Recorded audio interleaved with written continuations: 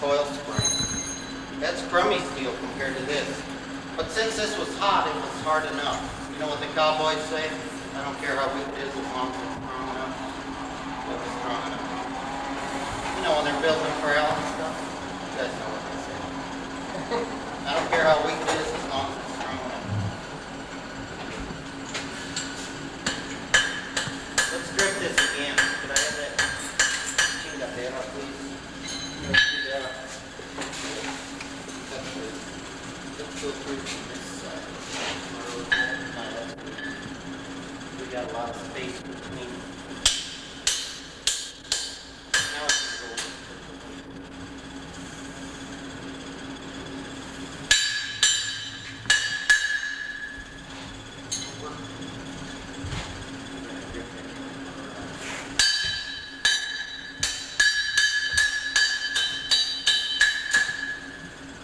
Hey, we got some. I need to anneal. Line? Yeah. Is it a 7 line? Yeah. On this high alloy steel, I think this is a high alloy. We have to anneal it before we harden and temper. So we're going to pop it in a box of lime. Line's over there.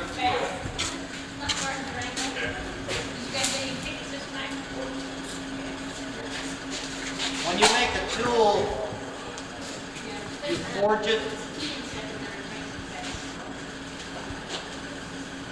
You anneal it or normalize it. We'll explain in a minute.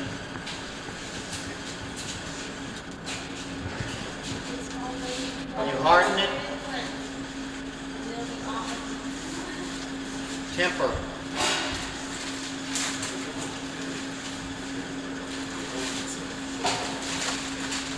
After you anneal or normalize, you can do a little cold work to shape it. That's 2A.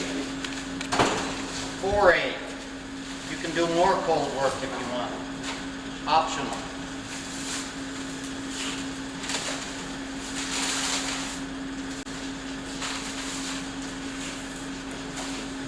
Okay, these 4 things are called heat treatments.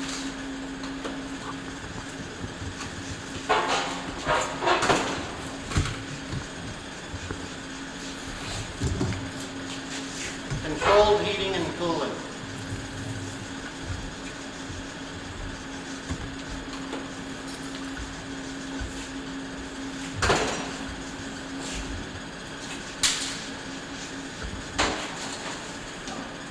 In order to change a metal's properties,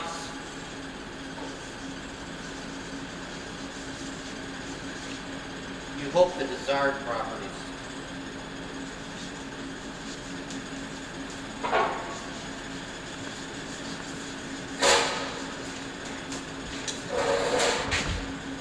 Annealing is a softening process for the metal.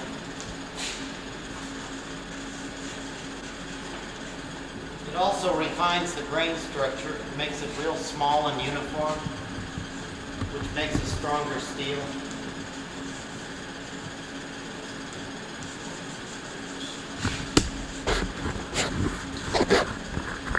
What if you goofed in your forging and you forged under the recommended forging temperature or did it a little while it was too hot? It heals forging stresses. Yes. It may not heal all of them.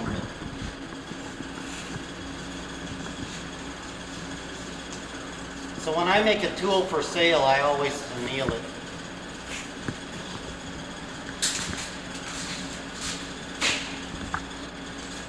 So what does the book say for annealing? I'm going to anneal the entire tool. It'll take quite a while for it to cool too. Time and cool it down to 1,000. 1,000 is a dark red. I usually don't work with S7, but I'm not afraid of it. Anyway, 1,000 is dark red. And then you can take it out and let it air cool. And that's kind of neat, because what if you were making a whole bunch of tools like this, and you could keep sticking them in the line, and 10 minutes later it's down to 1,000, take it out and let it air cool, and you can get some work done. So it's going to cool a little quicker than we thought if we can take it out. What you do is once it's in the line, about every 5 minutes or so, uncover a little line and see if it's dark red. When it is, take it out and put it on a pile of coke or something. Let it air cool. When that's done, you're ready to harden and temper. And on these kind of tools, we only have to harden and temper the business end. I wasn't even going to make a tool like this, but we're making a pair of tongs that are on the floor here, and I'm making a rivet. So I had to make a punch to make the rivet better, to make a little rivet to put in the tongs, so the tongs can be used on the steel that I brought. So, which is all good. I mean, hey, what you come here for? And we don't have a trip hammer. Hey, where's your compañero? Over there. Hey, man. Well, the head is surrounded. How you doing? Stuck in. Live sucker. Good to see you guys.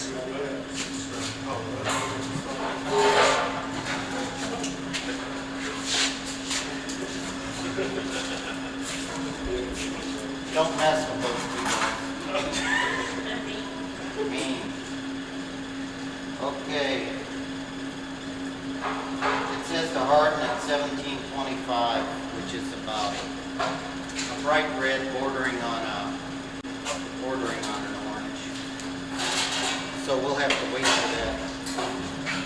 Anyway, we only have to heat treat the head. Furthermore, the head of the tool is kind of crowned, like this on top all the way around. So that when you use angle blows with your hammer, there's less chance of you hitting it. And it gives you a nice head. We're going to heat treat this part. The handle and the neck we don't have to harden. Keeps falling down. You got a good soul. Mm-hmm. So, he was a blackboard. The blackboard that more soul much.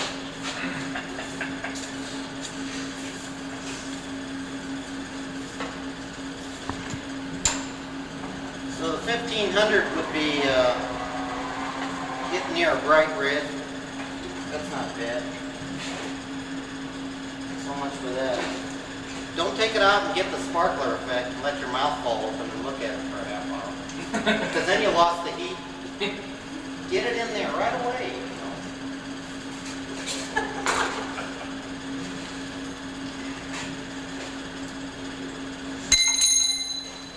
What's on the agenda? Oh, yeah. Eye punch, patient tool head, eye drip, MRI tone, further tone. You start with 4 punches. Okay, Yeah, but we don't have the hammer icon. Oh, that's fine. just a second here. There's tea and punch in here. There's red cups. You guys are just feel free to go in there if you want. If you haven't paid, pay the boss, hold the baby, and she'll give you a receipt. And the tool steel, I ordered 60 feet of H13 5/8 round. Did it early enough to get here. They called me and said it'll be here Monday. So Frank brought some. We have about 25 feet of it, okay, which is enough. Everybody can get some. And the 01, I got a bunch of 01. So we'll have plenty of that to make t-shirts and stuff. The other steel, like for tongs and stuff, is laying here. There's a cutoff saw there. And the bathroom, go all the way through the shop till you hit a wall. There's a door that says office. And that's the next door on your left says gentleman. Okay? And we got one woman supposed to be here. She'll have to use that too. So you guys might knock and she's up there. And other than that, Frank Turley, thanks for coming. And all the coal forges have been taken. Anybody want to move in, see what I can. They're going. How about, since we don't have a virtual 7 inches? 7.5? Hey, John. They do.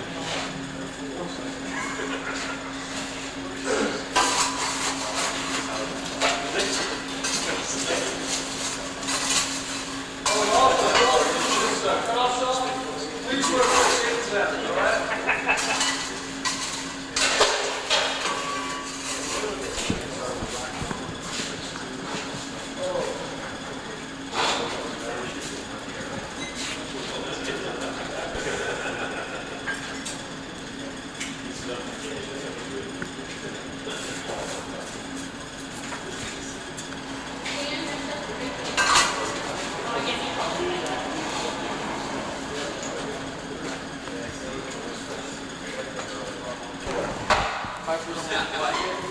Five percent alloy, which means chromium, vanadium, molybdenum,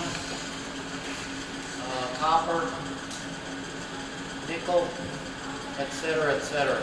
There are elements that are added to the steel to give it properties, certain properties, usually hardness.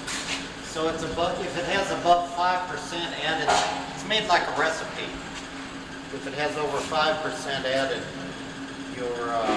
it's called a high alloy steel. What's that second thing there, Bill? Vanadium. And if it's under 5%, it's called low alloy steel. And if it doesn't have any alloys in it, it's an unalloyed steel. However, the market is going to have, it's going to have carbon in it. Also, all manufactured steel has trace elements of chromium, phosphorus usually, manganese, but it's kept within limits, trace elements. So they don't really consider them when they sell the steel.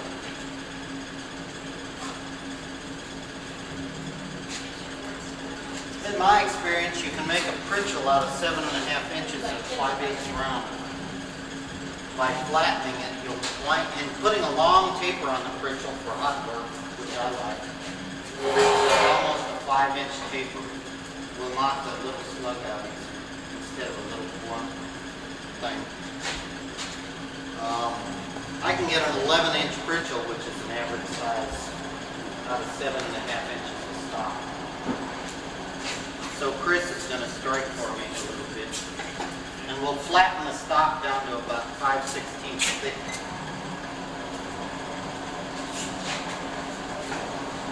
When you flatten round stock, you probably know this, but it always comes out in this wonderful cross section, which feels good when your hand holds it.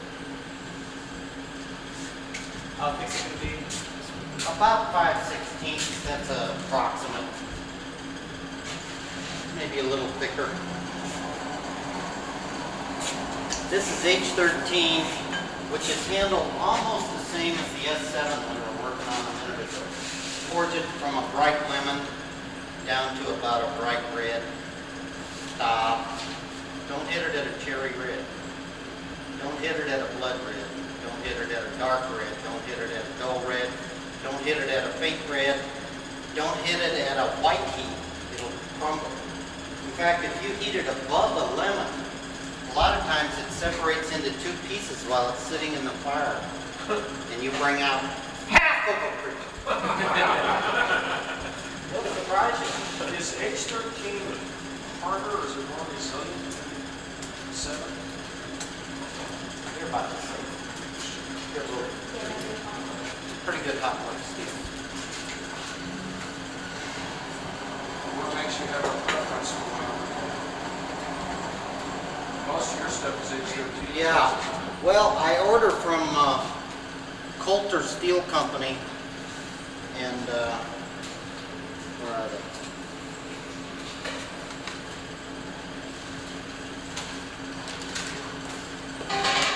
Yeah. These guys are out of Emeryville, California, and the H13 is a little cheap, not much. But S7 is good too. They're both good. You know what else is good, but it's hard to get in the cross section I want? S1. S1, good steel. if I could get it in 5/8 round, maybe you guys have a source here in Denver. But, You can't get age 13 till Monday. yeah, I know. 5/8 round S1 is similar to S7, but I think it's a little cheaper, and you can make a hot or a cold work tool out of it. I used to make all my pistols out of it when it was available, but now I can get it in 3/4 round and 1-inch round, but I don't feel like working that all down. Can I ask what those numbers mean on there, S1, S7? Yeah, there are about 8 or 9 letters that indicate the type of steel. And you can look in page 4 in here, has a good outline of it. But the S, we already said, stands for shock resisting steel. And sometimes they make pavement tools out of it, you know, shock resistant. And W stands for water hardening.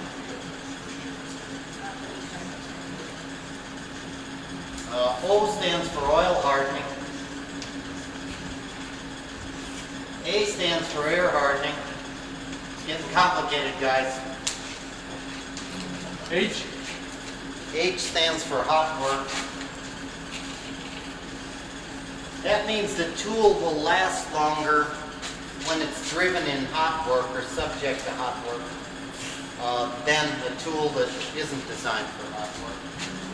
Now, it gets a little confusing because the S steel, even though it has an S designation, we can use it in hot work, which we're doing.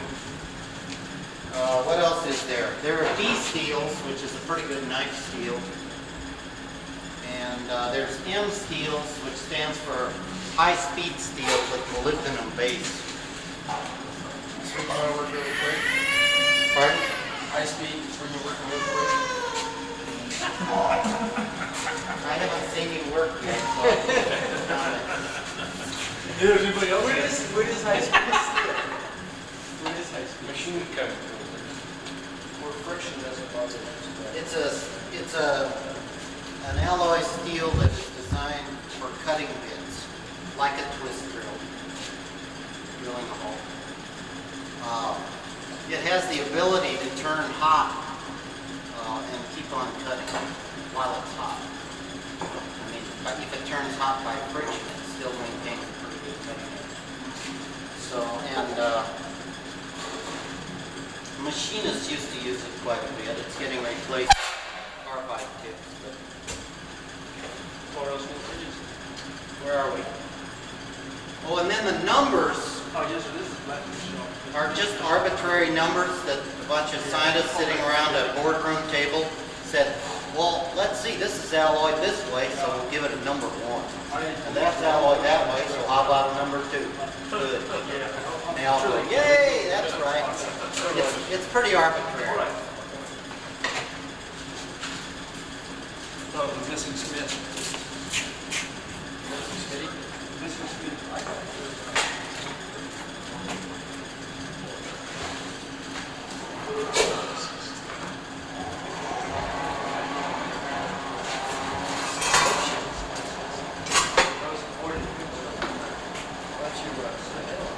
So the reason the tool steels are expensive, for instance, I have between $4 and $5 a foot in the H13 for a 5/8 round. It'll cost my cost. Most of them are electric furnace melted.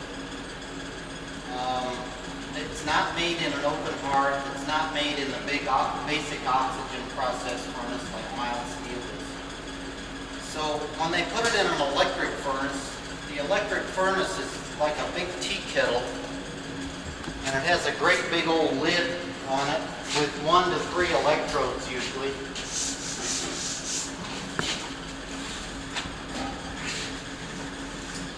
So you get a high quality control. And the electric furnace is not as big as some of the other kind of furnaces. I'm going to draw a kettle. It may not look exactly like that. It's on a trunnions, so so it can be pivoted. It's about, I don't know, 30 feet in diameter and 25 feet tall or something like that. I'm just guessing. Then the big old lid, of course, has lots of wires coming out of it, heavy-duty wires and so forth. It has big electrodes in the lid. So when the lid comes down, it's airtight. And they do strike an arc, just like an arc welder, between the electrodes and the scrap iron and the molten stuff that's inside the furnace. So when they're melting this steel, it's under very controlled conditions because oxygen in the atmosphere can't get to it. See, if you allowed oxygen to get to the steel while it was molten, it would attack it and start eating it, and you'd get a bunch of sparks, and you'd lose your control. A lot of the elements in the steel would be lost as gases and so forth, like carbon monoxide, carbon dioxide, etc. But when they close that lid down, you get a controlled melt. And they can take ladle samples while they're making the steel. It's all churning away. They've got the arc struck. Then they shut it down, lift the lid, tilt the vessel, and they have this a dude. He's got a long iron ladle, and the ladle has some cast iron numbers cast in it. And he just reaches in there and goes, zip, takes a little sample, runs to the lab. They get a spectrographic analysis of what's in the steel within 10 minutes. They can tell you every element, how much. So then, they have a way of detracting or taking away elements, I should say. By adding certain material, they can boil away the unwanted stuff, and it leaves as gases. Or they can add things, and I thought it was real complicated, but I've seen this. They tilt the vessel, and another dude, 100-pound sack, you know, he just throws it in. Sack. Boom.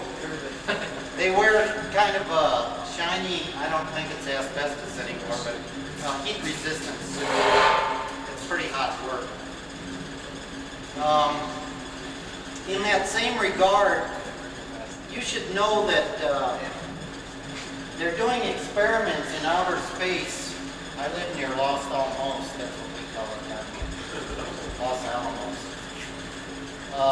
They do some basic research, and it's been written up in the Scientific American that if you take two highly polished specimens of metal and you put them in outer space, they will weld perfectly together.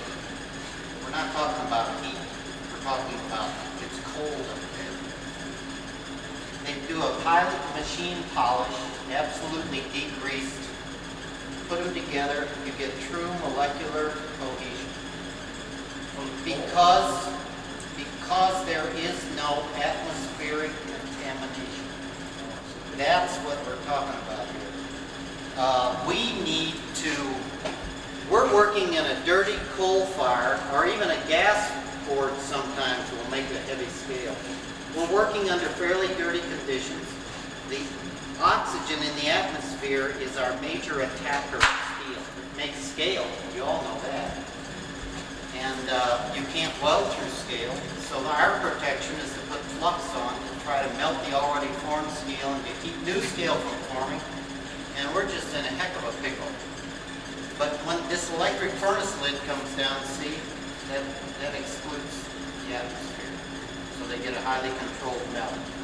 Then they pour ingots, then a top roll. So that's why you're paying more for this kind of steel. High control of the recipe when they make an alloy steel. What was I making? When you said that S7, I'm sorry. Go ahead. If you got it to a white heat, you could pull it out and it'd fall apart in fire. Can you not forge weld that quality of steel? I don't know, I doubt it. I keep trying. When you pull it It's out. like, no matter how much I try, I can't pick up hot iron.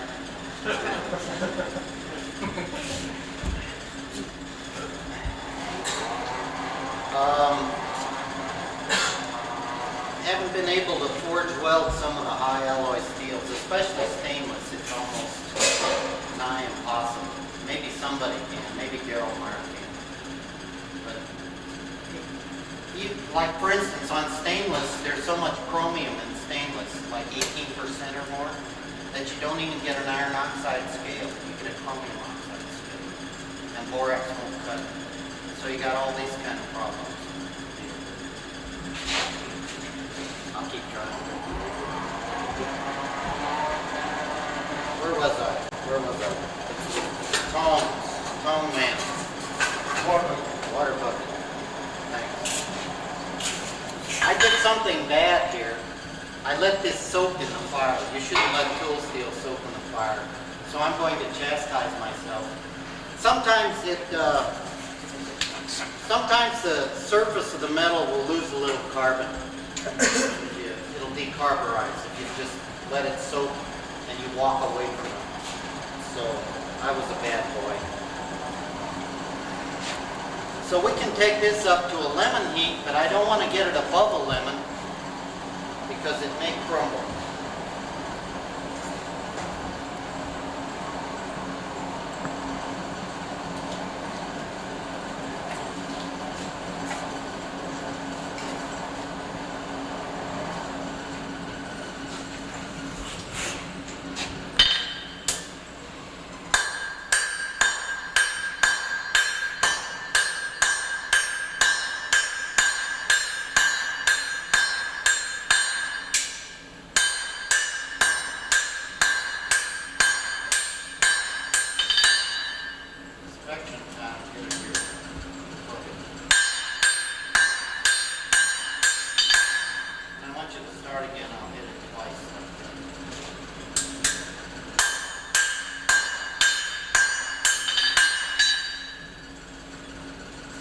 About 3/8 thick now.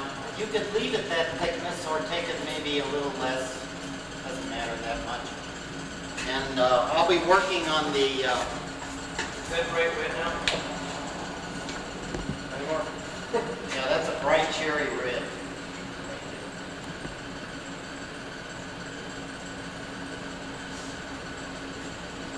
That's a medium cherry red.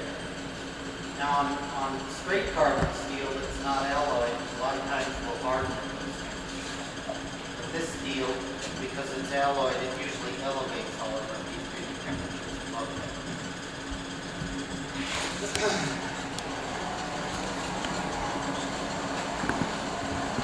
Poquito más, Chris.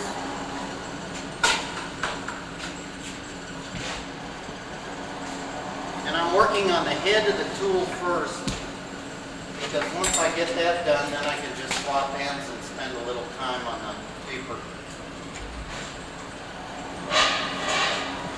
I'm open to questions. Go for it. We're going to flatter it. See, we're going to cartouche it too, if I can find it. You want your flatter?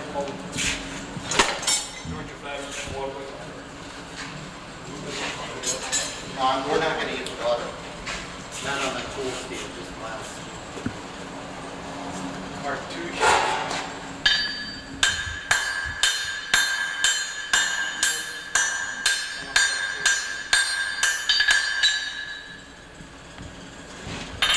Get rid of your hammer with a tool called a flatter. The good old boy name for this is a slick. Makes your work slick.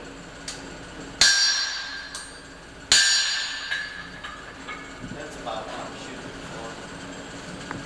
That'll feel good in your hand, and you won't have to look at the end of the pritchard to see how to use it, because that'll be the flat side. You don't need to swell the head. You can hit a small head like that. You don't need to have it swell into a big head.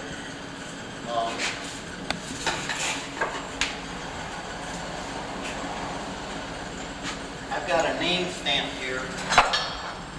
I get my name stamps made by the Everhop Manufacturing Company in Illinois. make branding irons and all kinds of stuff.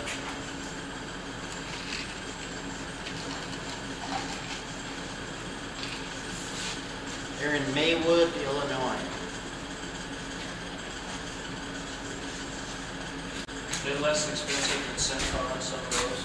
CC, Illinois.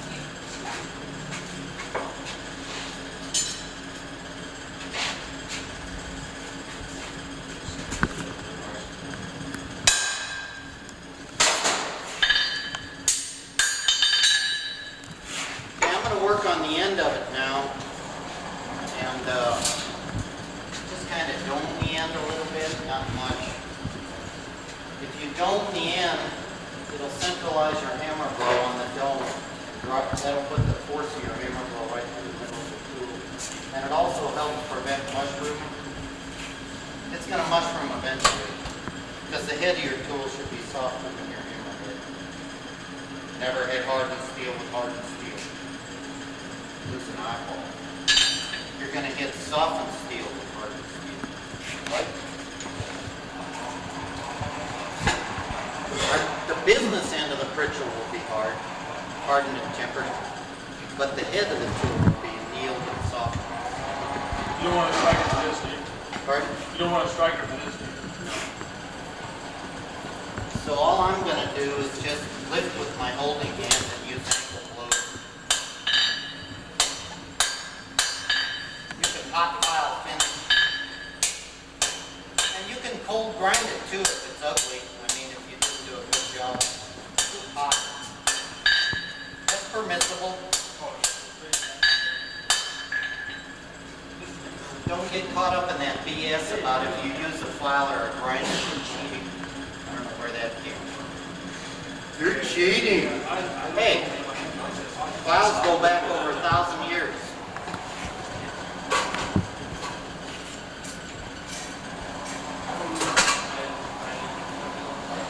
So when you're going to use the vise, get it ready. Have the hot file in hand. Bit ready.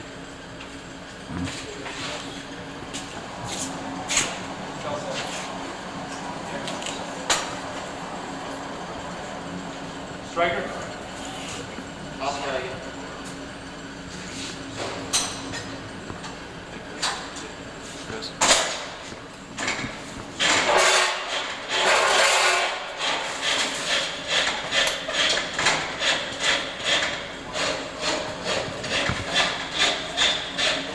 Start downhill and finish uphill.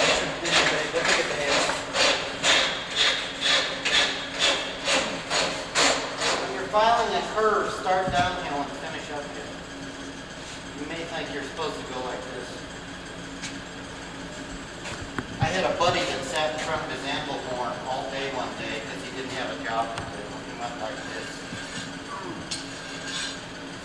He had a real nice horn at the end of the day. But you do, whenever you're filing a convex surface, this is a gnome. You're at the toe of the thing. When you hit the middle of the file, you're at the center. You finish at the heel. You'll get a real nice curve.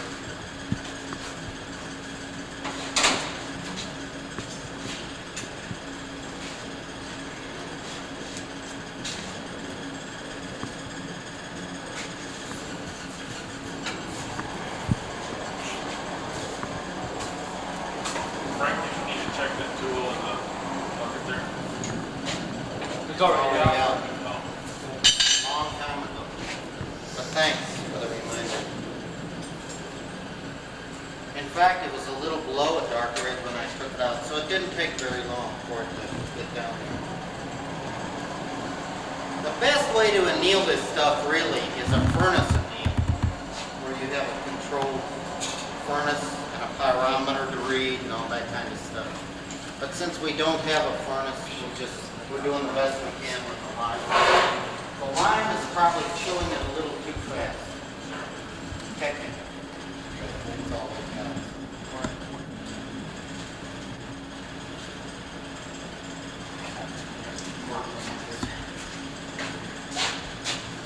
You say more of my shoes than I do. That's what she said.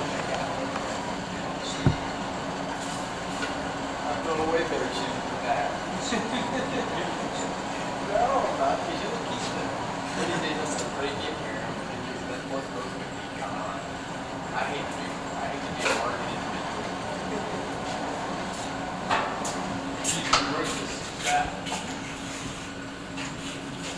Is it? Or I was thinking battery. Well, there are two schools of thought. One school says that it should be rounded like an old pocket watch face, and the other school says it should be flatter. And both schools are right. Because if you grind this to a flat face like Tom Joyce does, he uses a face like this for a hand hammer. He learned how to use it. He doesn't leave any marks anymore. But if you're like me, you'll do the pocket watch style so that you don't get any edge marks. But you can learn how to use this. It just takes a little longer. It shouldn't be dead flat with super sharp corners. You do have to radius the corners, but fairly flat. And the Farrier's rounding hammers are pretty flat the way they come to you. Learn how to use them.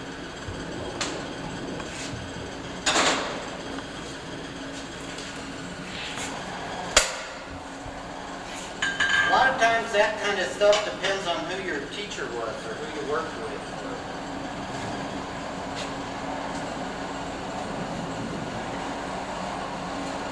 Nobody knows 10% of anything.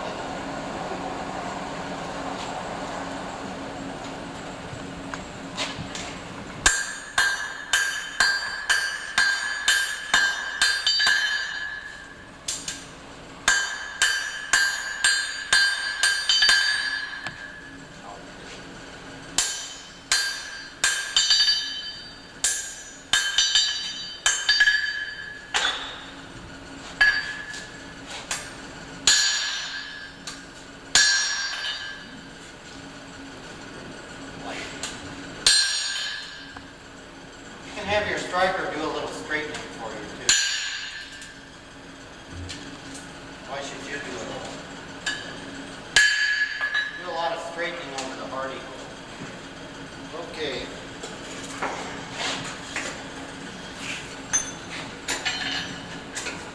I'm in a little bit of trouble here already.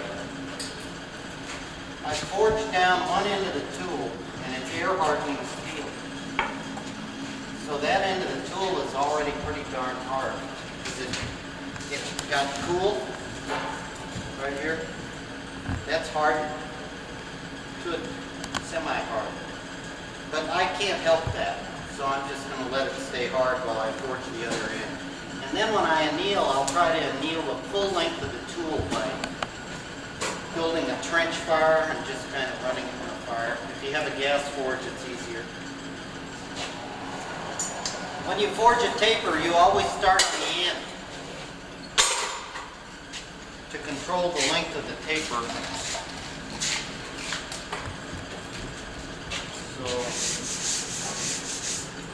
So if this is your Pritchell, there's no reason to start forging the taper here. You might get a 10-inch taper on the Pritchell.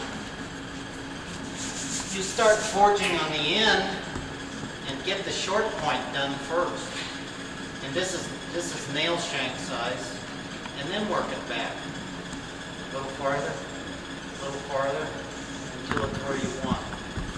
So you want to get the point first and work towards yourself to control the length.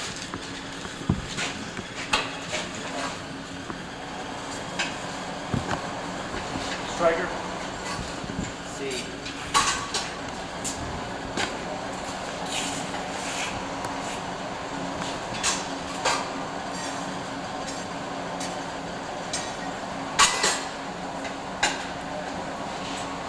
You want to handle this with a pair of bolt tongs, We've got several of them.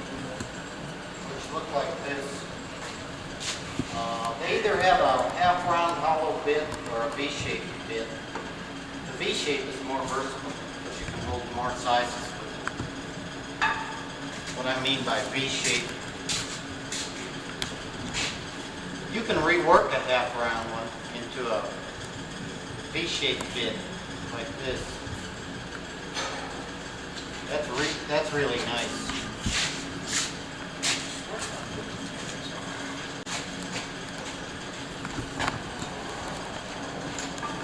This is a little too hot when I take it out. I'll let it cool down a little bit. Okay, now we're going to...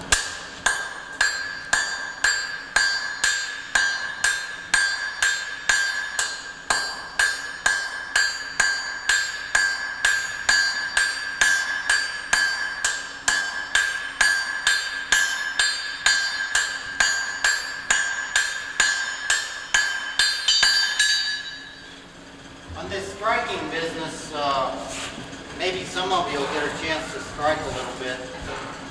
We're trading blows. He's trying to hit it in the same place I am. And I direct the speed of the thing. And we want an even rhythm. We don't want, you guys remember iambic meter from your English class? What? Remember iambic pentameter? Iambic meter is kind of like loud, soft, kind of da-da, da-da, da-da. You don't want to do that. It should be just even rhythm, like a metronome. And then when I give it a quarter turn, which I have been doing, it's under my hammer blow, not under your striker's hammer blow. See, if I hit the stock, he's supposed to hit where I hit. Don't hit it. So if I hit the stock and then give it a quarter turn, he's not going to hit it where I hit it. It really throws the striker off because I'm going to hit it and then turn it, and the striker usually jumps back and goes, what's going on? So when you give it a quarter turn, and in the same rhythm now, it has to be under the blacksmith's blow, not under the striker's blow. In rhythm, too. Keep the same rhythm.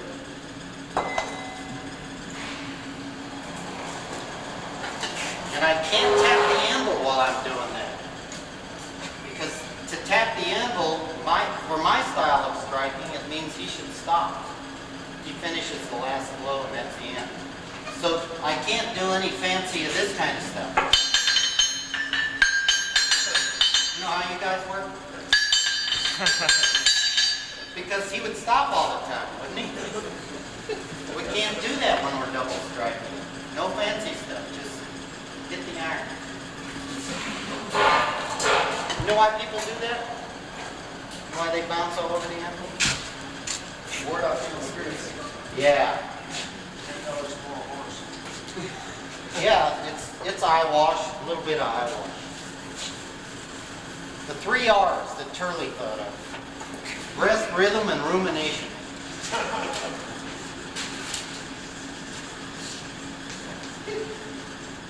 You know what a cow does? They ruminate. Thought, rumination. Look it up in the Webster's. It means you're chewing your cud and you're really trying to figure something out, you know. You don't know where to hit it next. That's what it really means. And rhythm and rest, it really is a rest blow. You're not hitting the anvil, the hammer falls off the work and rests. You're resting. And there's rhythm, and there's, where the hell am I going to hit this horseshoe next? Rumination. I thought of that. It may not be true, but that's what I think.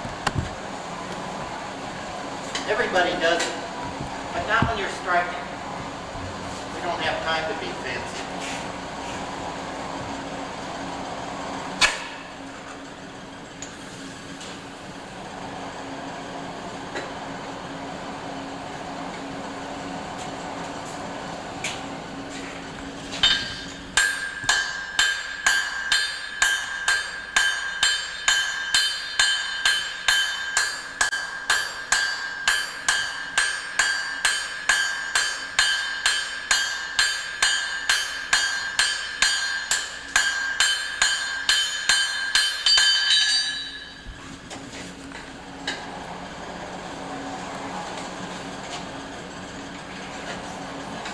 I like to clean my scale after every heat. Good habit. Good workmanship.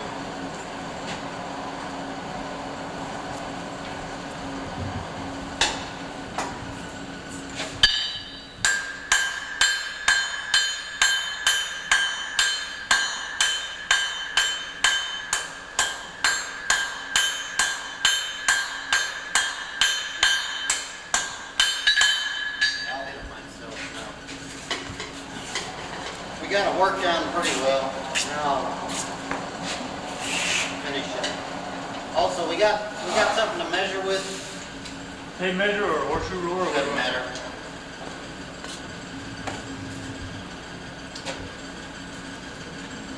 your 11 inches, sometimes we just scribble on the anvil. Figure out our measurement. That way you won't have to burn the mylar off of your yo-yo.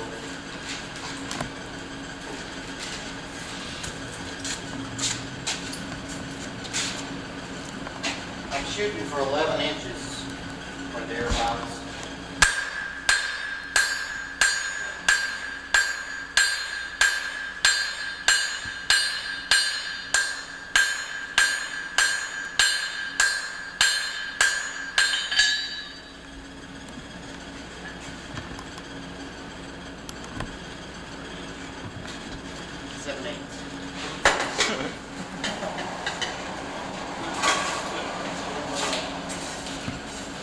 Don't be afraid of this steel.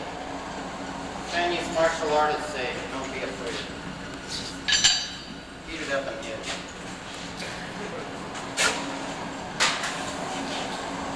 What's the flag?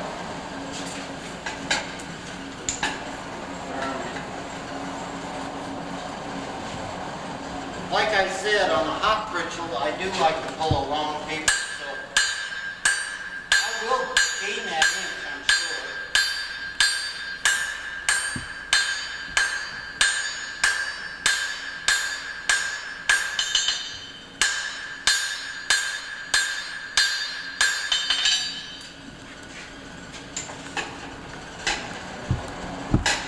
Want to make sure it's straight before you anneal. I'm using flat overlapping blows. Probably will flatter finish it.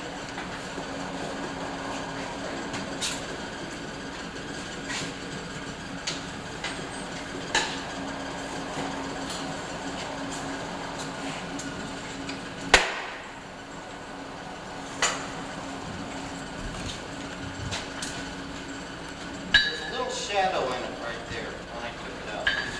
It was hard to see, but it was a little darker right here.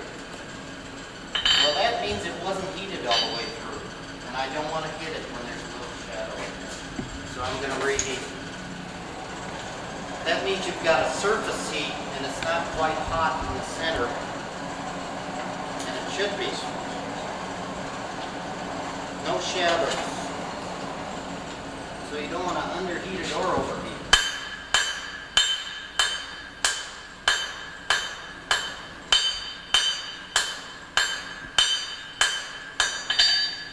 Hammer it.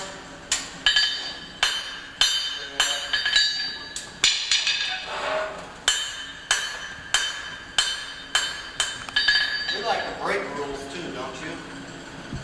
Like, wouldn't you like to hit it below the recommended forging temperature? I do. You can hit tool steel below the recommended forging temperature if you use light blows. Finishing blows. Won't hurt it, but don't hit it hard. So like on your light overlapping finishing blows, you can hit it down into a cherry red. I don't think it'll hurt it. It hasn't for me. But don't tell a metallurgist I said that. It works.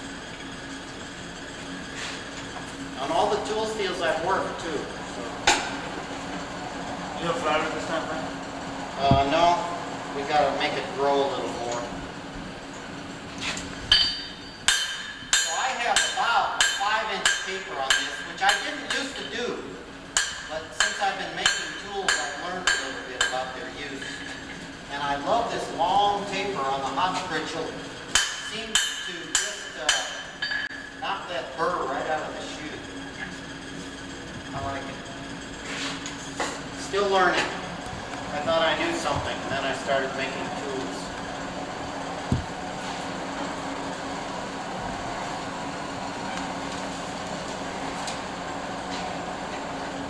Something else I do, I did bring an H stamp. It's a letter stamp. You see what I'm plugging in there? No, that's O1. Anyway, you should mark the tool steel with an identification, even if it's even if you have your own code. One center punch mark means H13, because you won't know what to do with it later unless you can identify it. You won't know how to forge it. So probably should mark it.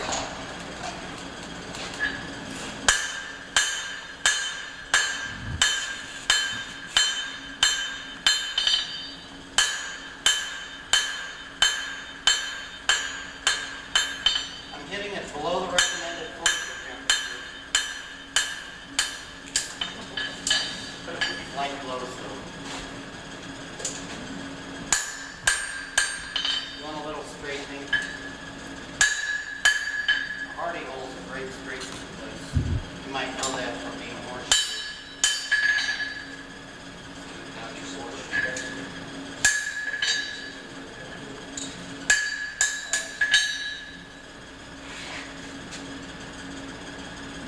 I'm shy about 3/8, but I'm going to quit while I'm ahead. We'll flatter finish. I think I'll use the wire brush too before we flatter things. And that way you won't drive any heavy scale into your workpiece. If you use a flatter on mild steel, do they allow flatters in these contests these days? Yeah, you can have it finished, you can see that. Use it at a dark heat so that you don't have any heavy scale on your work, finishing heat. And we use water, usually use water in the blacksmithing business, so you can wet your flatter and put water on your anvil.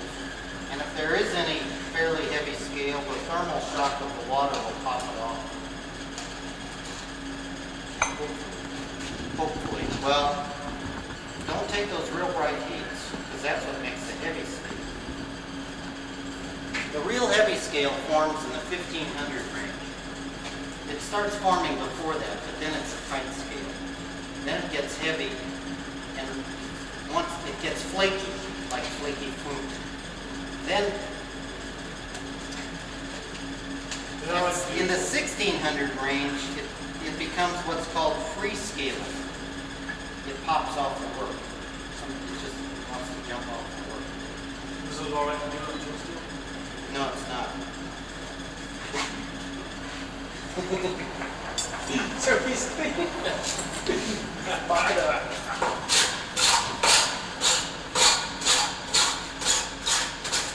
It may not hurt it. We'll see what happens. Lighter.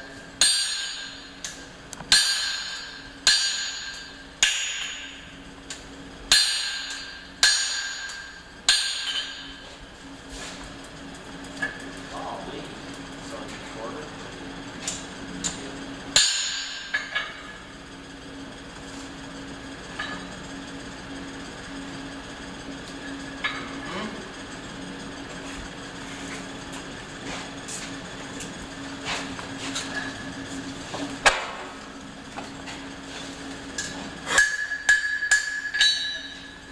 Okay, anneal the entire tool, and the same thing holds for H13 as this stuff. When it's at a faint red, you can take it out of the line. Put it on a pile of coke. So pay attention. And it'll probably turn a faint red within 5 minutes, so pay attention to it. Blacksmithing and horseshoeing are pay attention crafts, aren't they? Gotta pay attention.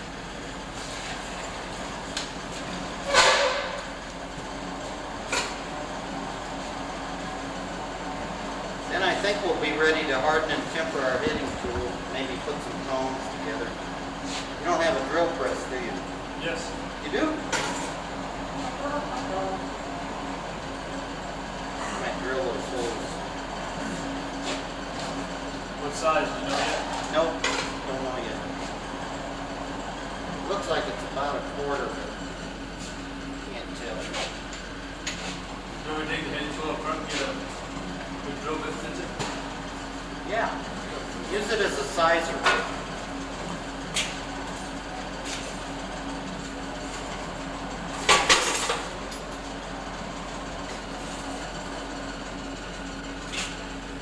So the H13, get out the book and see what the annealing is all about. There are several tool steels in here, the most commonly used ones.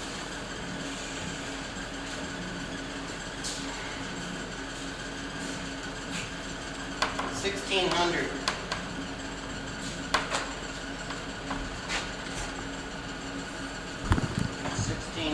That's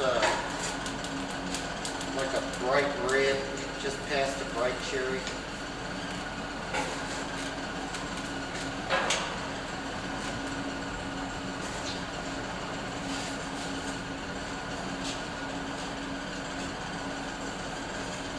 I'm kind of running it back and forth in the fire.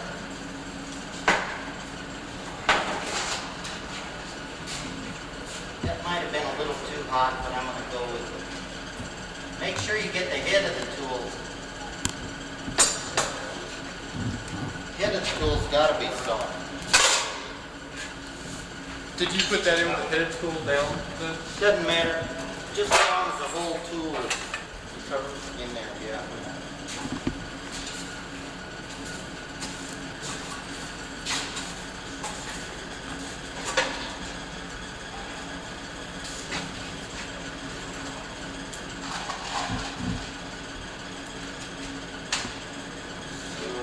I guess we'll take a little break until we can harden and temper the tool.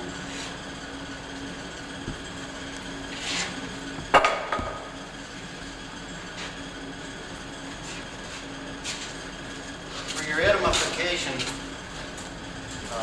some of you already know this. Hardening and tempering go hand in hand, and one immediately follows the other.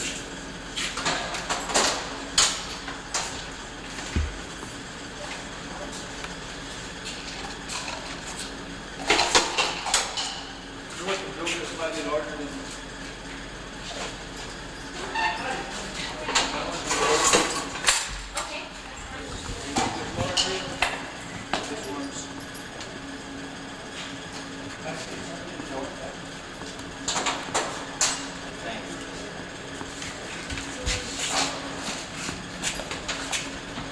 Better use the larger one. Use the larger one. okay. You want to center punch those? I'll go.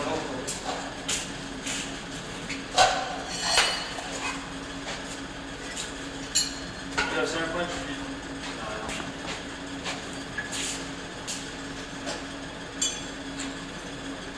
These are going to be hammerite tongs, so after you get the eye put in your tool, each of those little nibs will go in the eye and you'll be able to hang on to your tool steel.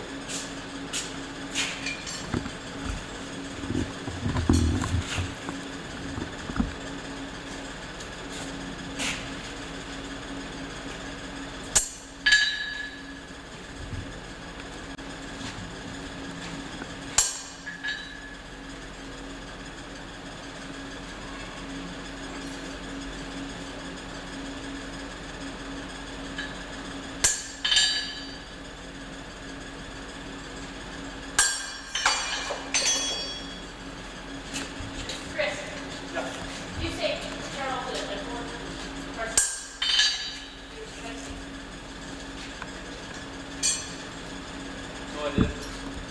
Well, you can use this one between demos. So yeah, we did. S7, hardening in air. Look it up. Unless you guys have a photographic memory, you can't memorize all this stuff. I can. Some people can.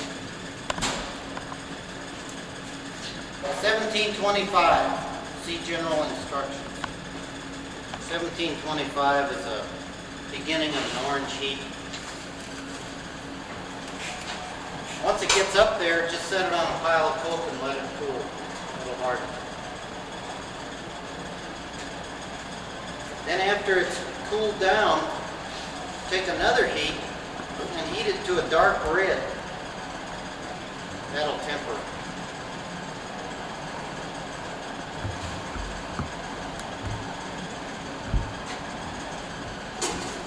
I was kind of looking for that little spring skid. Here it is. What temperature is a dark red? That's A dark red's about 1100. Let's see, this is S7. S7 tempering. Hot work, 900 to 1000. That's a faint red to a dark red. A lot of guys will forge out their tool and just harden it and use it. And sometimes that works. But the book says to temper 900 to 1,000. I usually do. You don't have that equated off the Rockwell scale that you're trying to achieve. Some of these books have Rockwell charts in them that based on the tempering temperature. I don't know if that one does.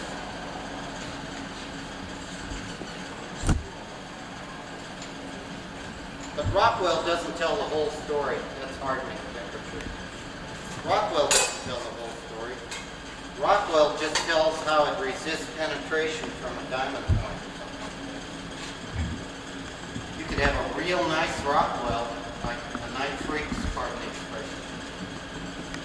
Well, it's Rockwell 64, but then when you drop it on a rock, it breaks. Big deal. So that's what we tell part of the story.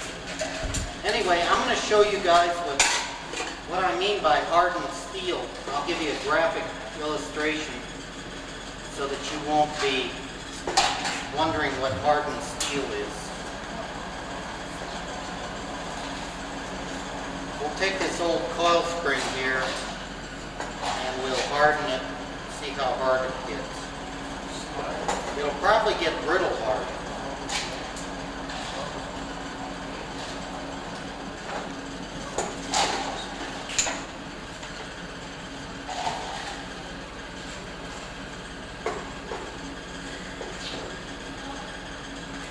Does it matter how fast you heat up a piece of metal? The tool's good at getting it? Yeah, when you're heat treating, it should be a moderate, Take a, especially if it's new steel that's room temperature and you put it in.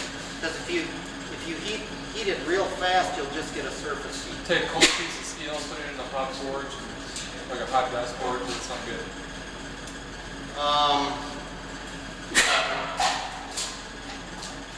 If it has a shadow on it, you think it's at forging temperature, and it has kind of a shadow running down the middle, it should go back in. What I'm saying is, it doesn't matter how fast. I mean, Yeah, if you've got a real hot gas forge, you've been working in it for a while. You take a piece of steel, you just shove it in there. It's hard. I mean, you take it up real room fast. temperature steel, Yeah, it has to. not necessarily good, Yeah, that's what I meant. especially on heavy pieces, because you want to get a surface heat. No, that's good. This is a little too hot for hardening, but it'll help my demonstration.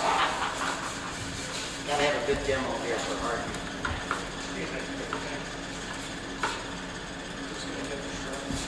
Nobody's gonna get shrapnel.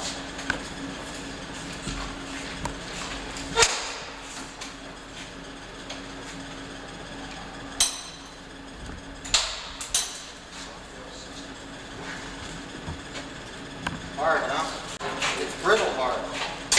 That's why when you harden something, tool steel, you want to temper it immediately following, which will soften it slightly. And that'll make it tougher. It'll still be a hard tool, folks, but it'll be a tougher, softer kind of hardness. So you don't want to use a tool that's this hard because it'll break in use. That's what tempering is all about. And the tempering temperature is always less than the hardening temperature, no matter what the tool is. But the temperature that you harden at is softer than Well, the carbon content is kind of tricky in that regard on straight carbon steel. As a big generality, I'll tell you, the lower the carbon, the higher the hardening. The higher the carbon, the lower the hardening. Until you reach a certain carbon content. This is one thing I want.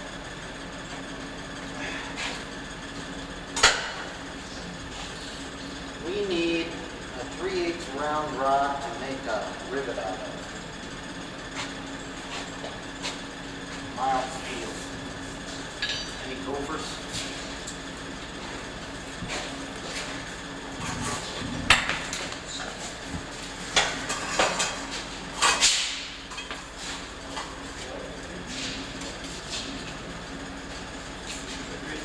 No, that's a quarter. That's a quarter. Hey, you're getting better though. I'm working on it. You recognize that quarter. Let me get that quarter right out of it. That's 3/8.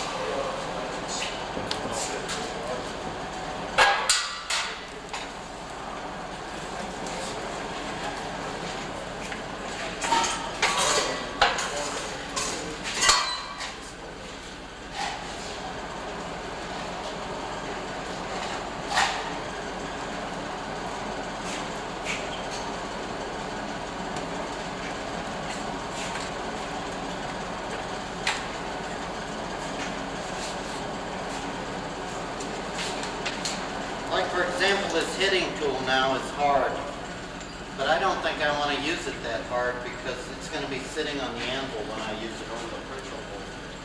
It may make a mark in the anvil, it's so hard.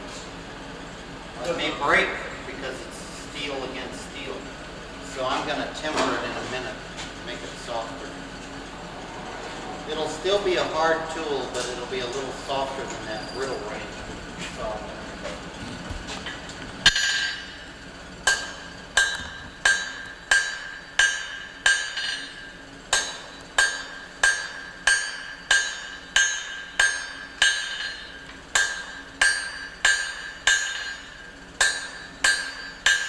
this is one way to make a rivet. There are other ways. This is probably the hard way. I'm using oversized stock, and I'm using edge-to-edge blows. And I'm going to pull out a round shank that'll fit in the tool.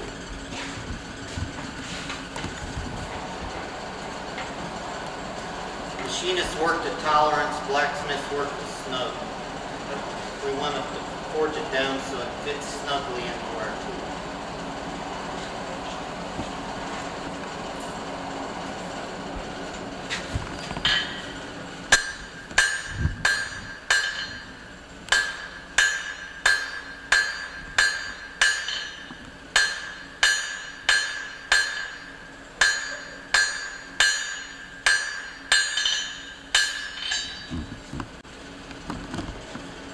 When I got here this morning, Chris allowed me to radius the edges of his anvil.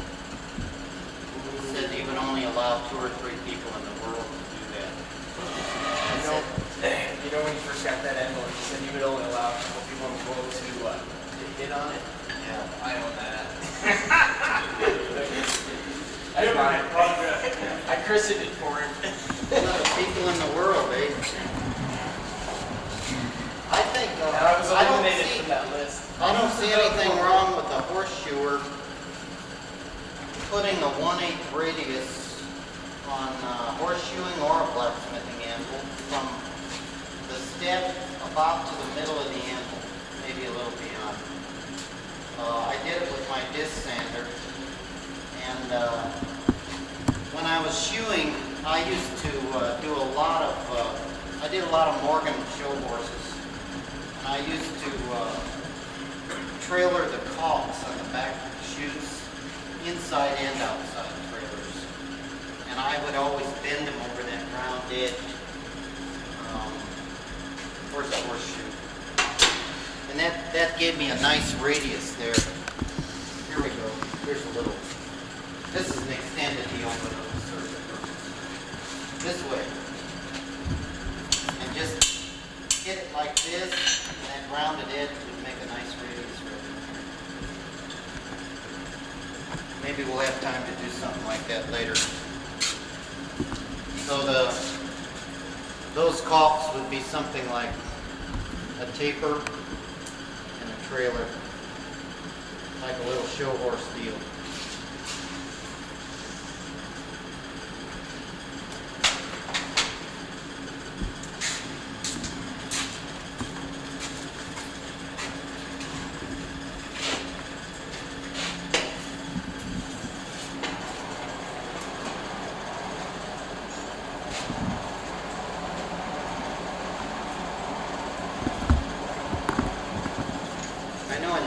school, they will hardly ever tell you to put a trailer on the inside of a heel. In real life, we trailered inside and outside on every hind shoe I nailed on those suckers. To slow them down, give them more hop. They never step on it. Never say never.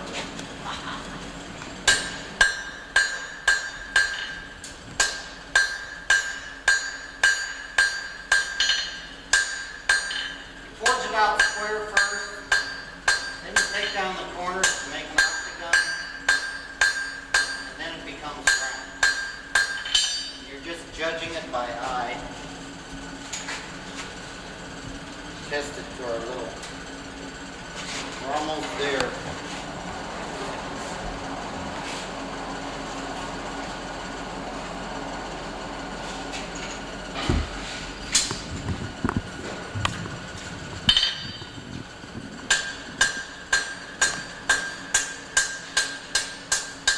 I'm working over the rounded edge of my anvil, which gives me a sloppy shoulder. Kind of a radius shoulder, but I'm not worried about that because when I put it in the tool and make the rivet head, the shoulder will become sharp in the tool. Nobody can forge a perfect shoulder that I've met so far. Like a lot of guys, they'll get a sharp hammer and they'll come over on the sharp edge of the anvil and they'll try to forge a perfect shoulder, right angles and everything. But I haven't seen it yet. I'm still waiting. So you may as well just work over that radius edge. All right.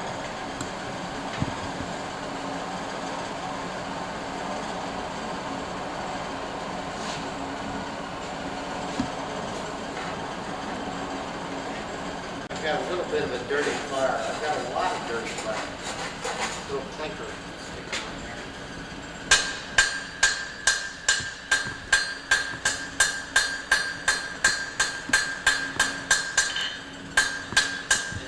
Drill those holes yet? Yeah, you did this. They're set in your forge.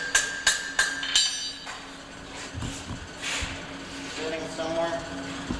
Good. I think they're right near your hip. Okay.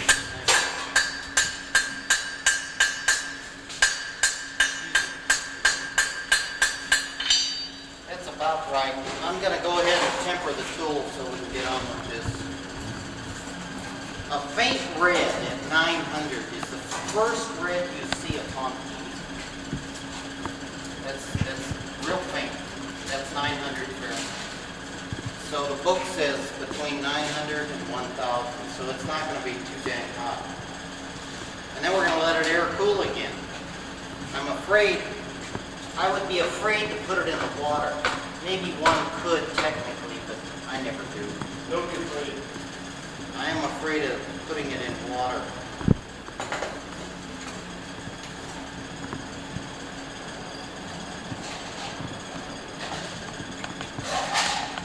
So 900 to 1,000 is what I call a faint to a dark red.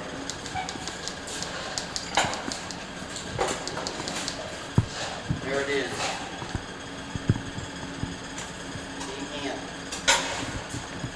If you go over that tempering heat, you just let it cool down completely. Well, according to Schwarzkopf, one of my Bibles, he wrote a book called Plain and Ornamental Forging.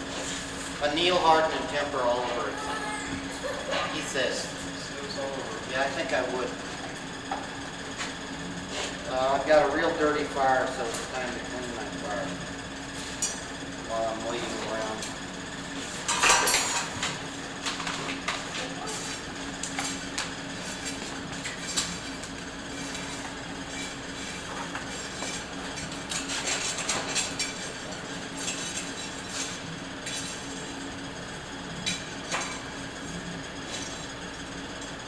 In Europe, they call those big clinkers you sometimes get about this big, the apprentice's brain.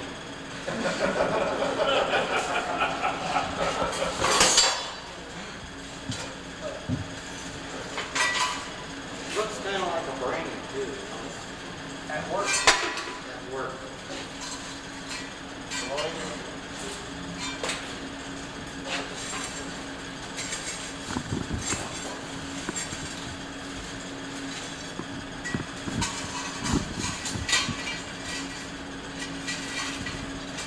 While we're on the subject of cleaning a coal fire, a fire that's just as bad as a clinker fire is a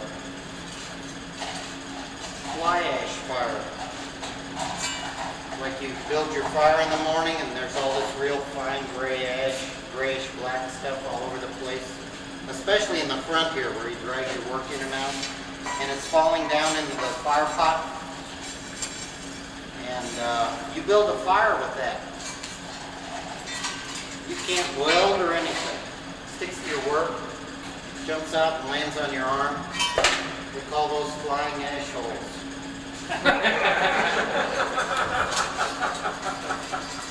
So you don't want to build a fly ash fire.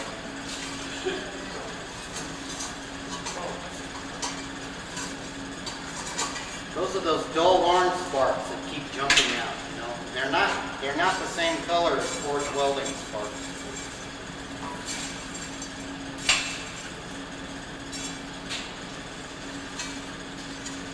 So I'm just raking through and looking for clinker.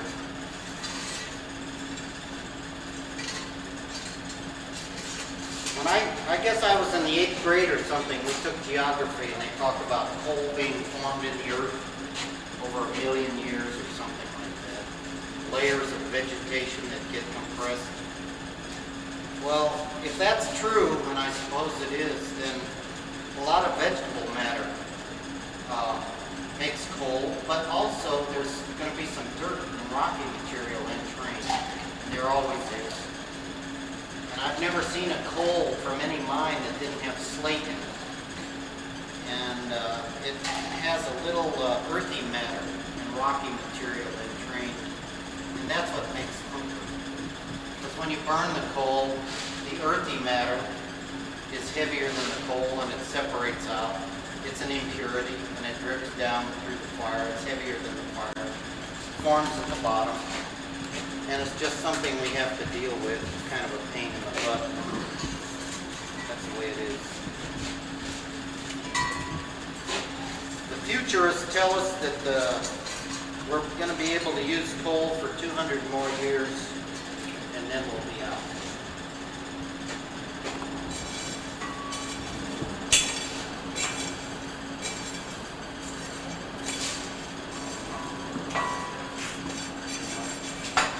Once you get it clean from the top, you're bound to have some fly ash and crap and gras-dew on the bottom. So you can use your clinker shaker breaker and try to get rid of some of that.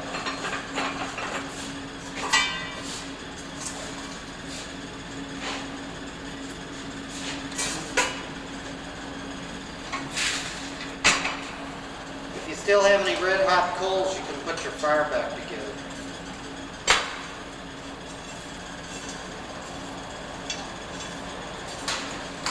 You make these, Chris? No, they came, Rob Edwards' school made them. Oh, I was going to say, I wondered what happened to your aesthetic sensibilities. All of these smokers came from Rob Edwards.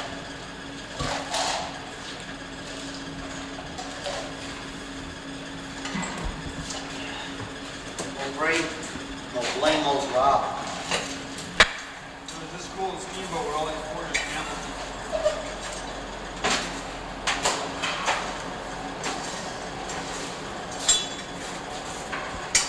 These are from Steamboat School? There was 16 of them, I don't know, these 6. Dave Baker, Rob. Where's the rest of it? They've been pouring it out.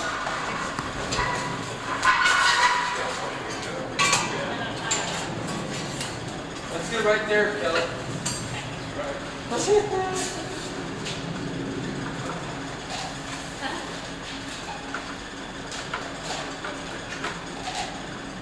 Oh, by the way, see, you're sitting on my my workstation, my fan. We don't see your name on it.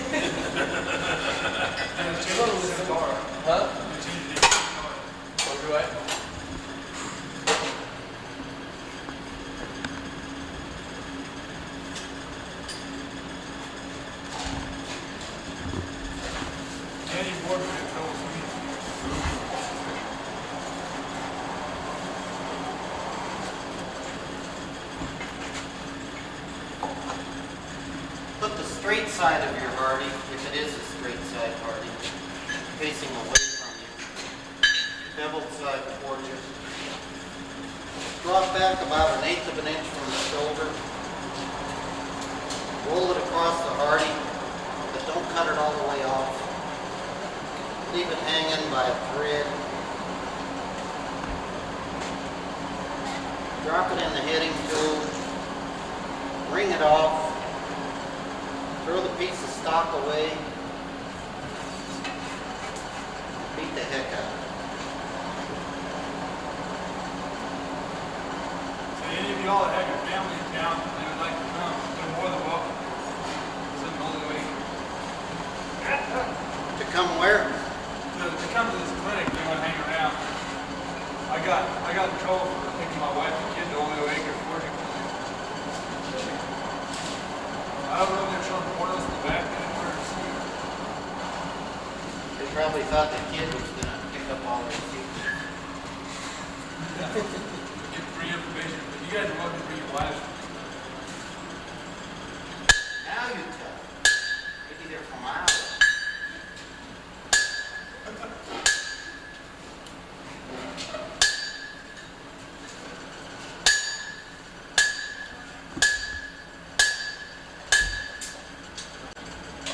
Leave it hanging by maybe, I don't know, 1/16 of an inch or so. That way you won't need to hold it with tongs. And the best way to break it off that I've found, and a student showed me this, is to bend this down at a right angle and then twist it. Put it in the tool, bend it at a right angle, twist it off. He said, seems to work. Get rid of the hardy. Is that a 7-inch hardy? Yeah, I don't know what it is. Can you hold up that Never rod? saw such a thing. Huh? Can you hold up that rod? It's like made for students. Okay. So I've cut it about 1/8 of an inch behind my radius shoulder, so I have enough for a head. So when I put it in the tool, it should choke in that hole. Give me a rivet head. Can't know how to talk.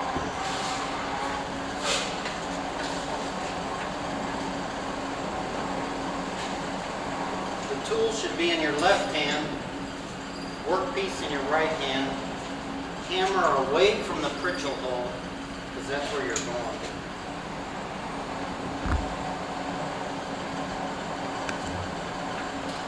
Old saying, 90% of a blacksmith's work is done while he's taking a heat.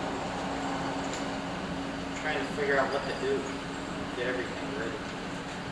This should be a bright heat because it is an upsetting heat. So like a lemon.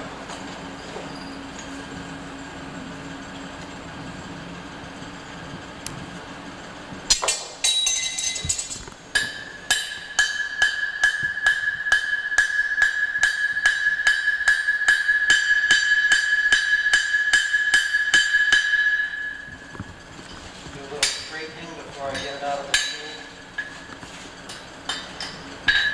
This is an oversized rivet, but it's better to have too much than too little. That countersink allows it to pop out of the tool.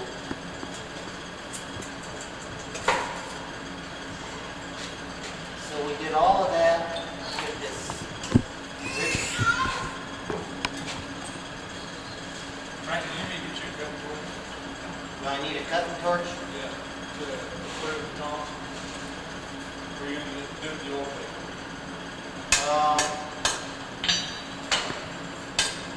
Yeah, let's do it the old way. I'm going to heat this in the forge. It's going to be hard to handle.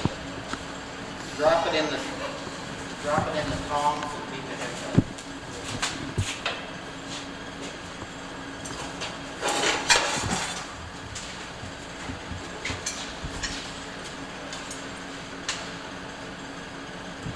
Give it a trial fit first because maybe your shoulders are in the wrong places.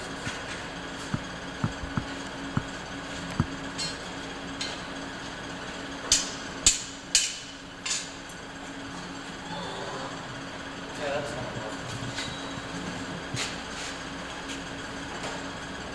children's food spot. Melanie Station. What size stock did you start out with? 5/8 square. And I welded the rings on right here. That's why they look so neat. In the porch? No. Big L wings. Those just raised That's the multiple poke times. poop in the woods. No, that's-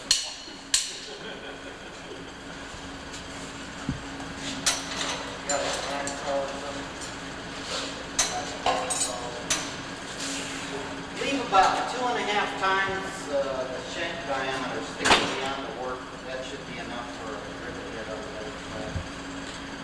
So, good thing we left it oversized. You know what the loggers say? You can always cut them down, but you can never cut them up.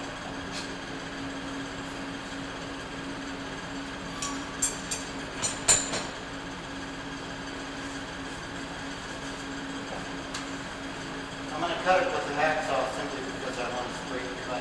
I could cut it with a Hardy, but it's kind of hard to hold. Hard to reach.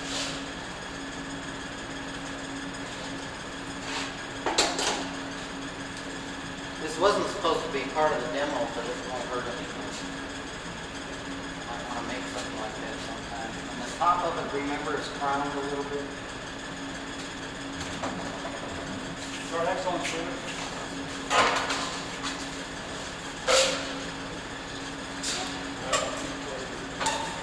Where's the other? Need that picture raised too. Which? The prices.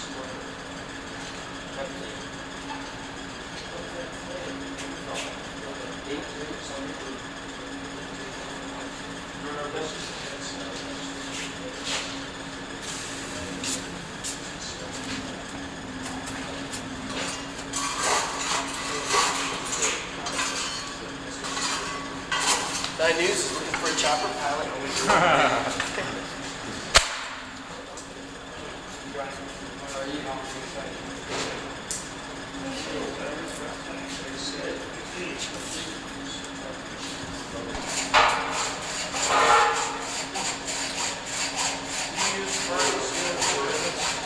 Use what? Not on something like this, you know. Just mouth steel. Did you make this jaws up? 5/8 square. Here. Wow, steel. Yeah, everything's fine.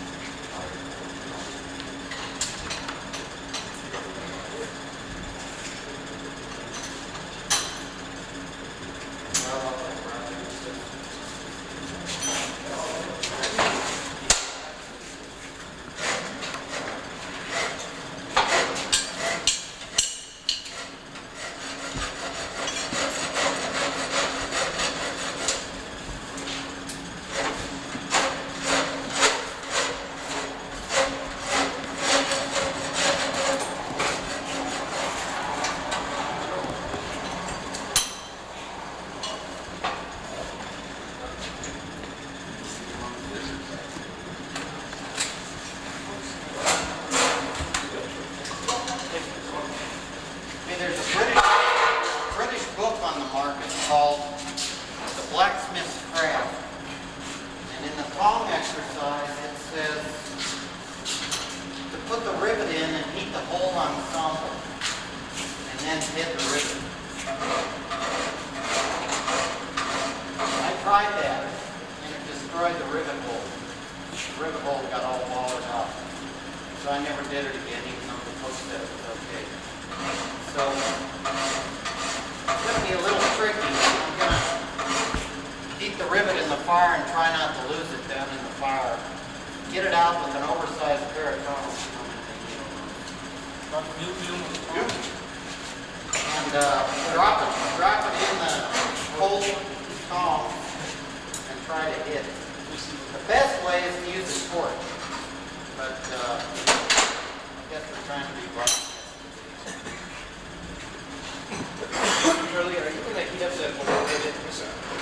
heat up the rivet, but I'm not gonna heat up the, But you're gonna heat the whole thing up. yeah.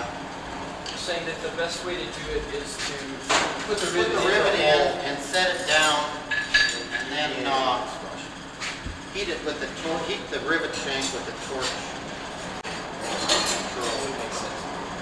Are you gonna do anything special to keep that rivet from? I'm gonna use angle blows when it starts to bend. If it starts to bend, even a suggestion of a start to bend, I'm gonna change my blow angle and make sure I hit it and bring it back. How about, you know, the two-tone pieces? If they, that's what's happened to me before. They move, and then your rivet works if it's turned a certain way, but if it turns the other way, it's... I don't know what to do about that. Probably never happened if you do it right. Well, I don't know. May have happened.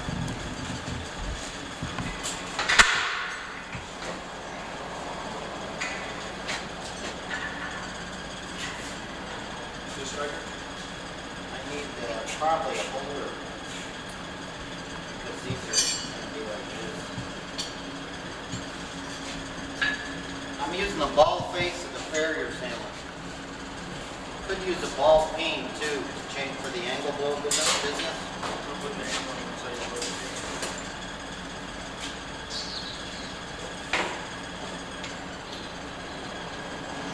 So the rivet's sitting on top of my fire and it's taking forever to get it hot. So what my students, when they come to Santa Fe, I tell them they should have 4 inches of coke under the work and 2 inches on top, so they can't see the work when they take the heat. And they get a quick heat. But if you don't have the refractory coke on top, and you just put something on top of the fire, it takes a real long time for it to heat up.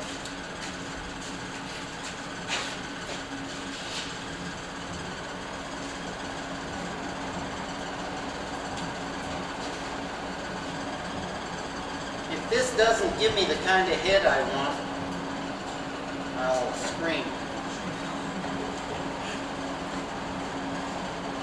Start over, right?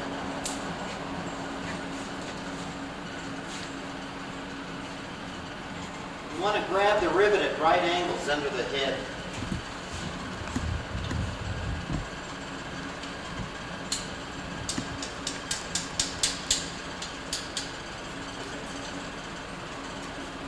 Too cold. Anything. Try it again. Are your tongs already hardened? Pardon? Are the hunds already hardened and tempered? Or No, these are all mild steel. The only thing we were hardening and tempering were the punch and the hitting tool so that we could make a mild steel rivet for the mild steel tongs. What's going on?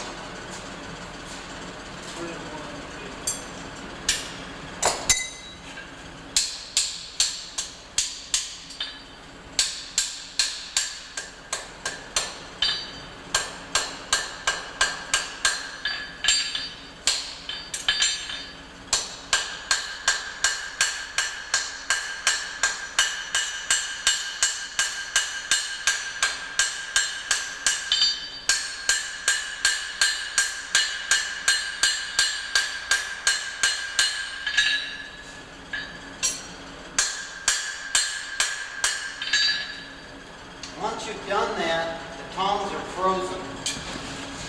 Can't move them. Maybe Superman would. So then you use heat to ease them.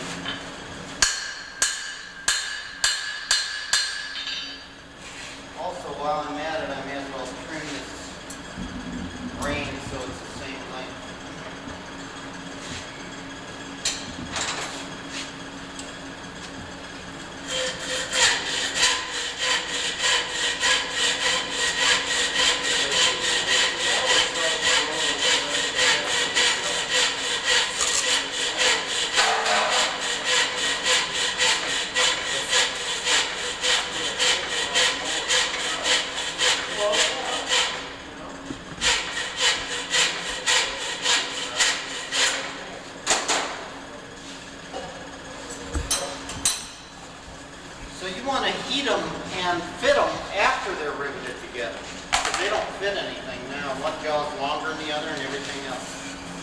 So, now comes the test.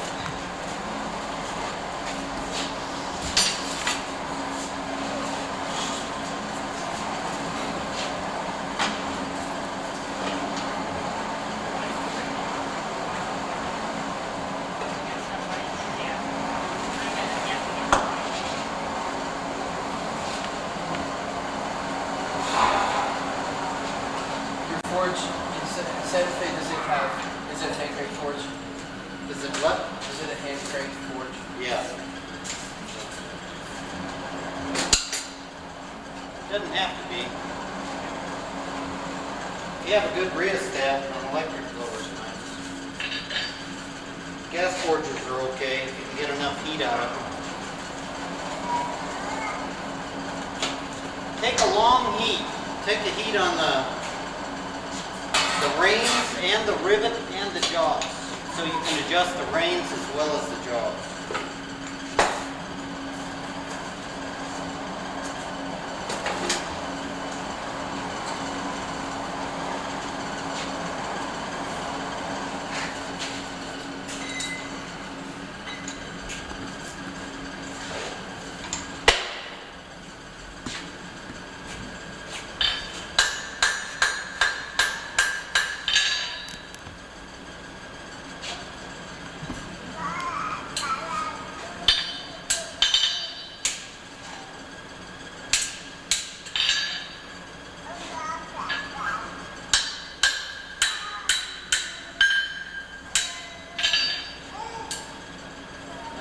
Nana.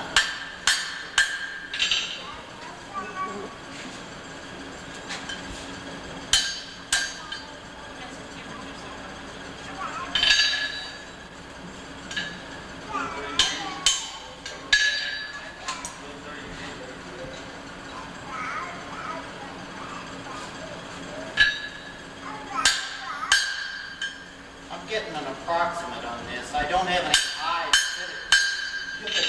But we'll get an eye in a minute. Pardon? Yeah, that's right. I guess we could use those. Okay, we got...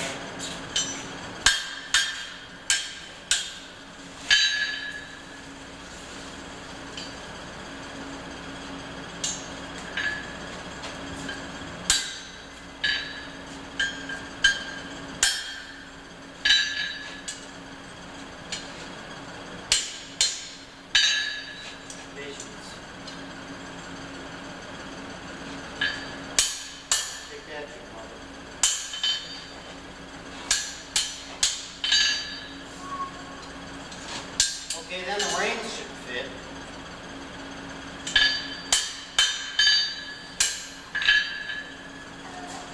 Hit your hand. So a lot of times this area should be heated and you can put a rod or something in there and bend it around it. Right here. Because that's an area of binding where the sauce is right there. Sometimes it'll bind. And also it doesn't hang on a rack very well. So we'll do that too.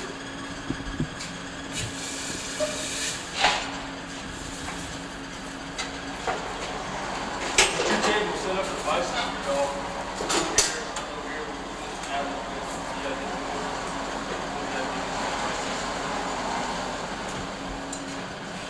I'd like to have post bicycle, but I'd like to have 34. You ever get out those old bark grip books that shows how they hold the cloth for accuracy? Like that. Your thumb and your index finger are pointing in the same direction. That's supposed to be proper. I don't know if it really helps all that much or not, but I've got a habit of it now. It's like those 1910 carpentry books and everything. Then you go to a museum and you look in their old wood saw collection. Some of the hacksaws too. They have a little bitty handhold. Little bitty one. So then the curator is there behind his desk and he says, they had little hands in those days. There were only 3 fingers in there. That's why it was so small. And on a hacksaw you hold it out here, I guess you do that. But I still see people doing this. 2 hands.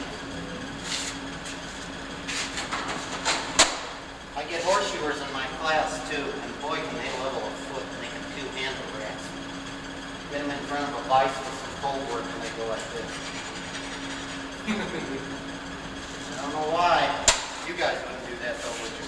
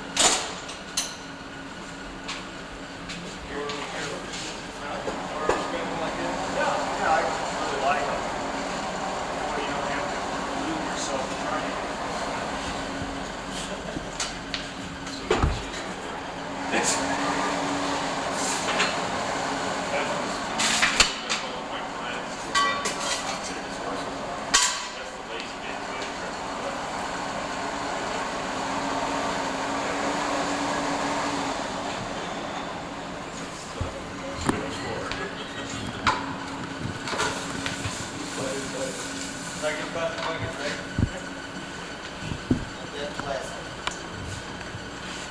Yeah, those fives you get.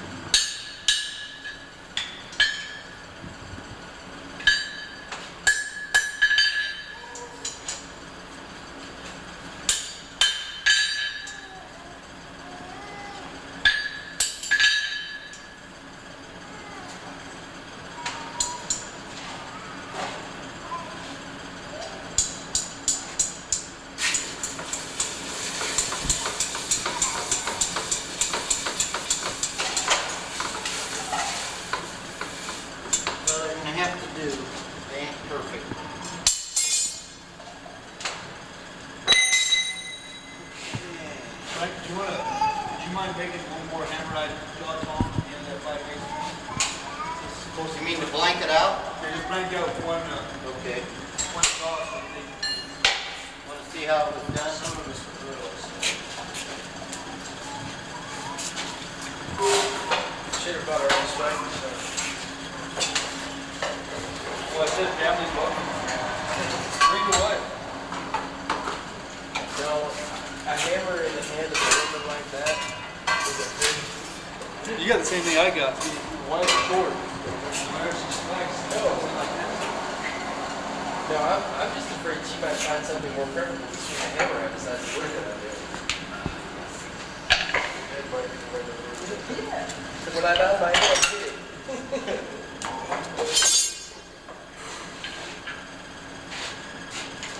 Well, both jaws want to be the same length, so I was fairly careful in trying to control that. They came out a little longer than I wanted them to be, but the first thing I did was laid out a length and marked it on the envelope. You got the partition. It's not worthy of a cartouche yet.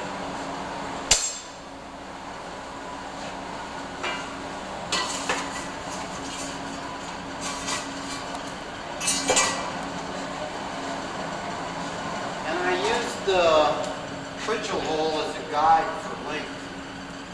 So I laid out from the near edge of the anvil to the Pritchell hole, and then I marked it. That's where my first jaw shoulder.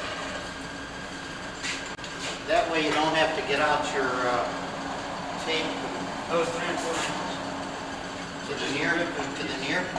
No. It was 2 5/8. Let's do the 2 5/8 one, because that one came out a little long. So 2 5/8 means it's to the edge of the Pritchett hole. Put the hammer edge over the edge of the anvil. Take it over here and eyeball it.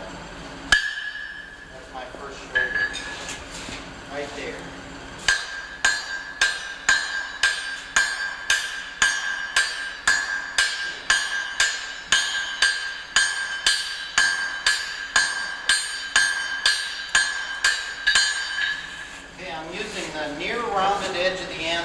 because Chris allowed me to radius the edges of his anvil so I can get a nice radius shoulder. If it had a sharp edge, it would dig in and it might cut and cause a crack. So I have a nice radius here. And we started out with half-face blows, which are where your hammer face overhangs the anvil, half the hammer face. And when you use a half-face blow, the anvil will give you a shoulder. And that's the way you start most palm jaws, right on the near rounded edge of your anvil. So that's the way we started. And we reduced the stock about a third. Sometimes you reduce it half the stock thickness. But on this particular one, we only reduced it about a third.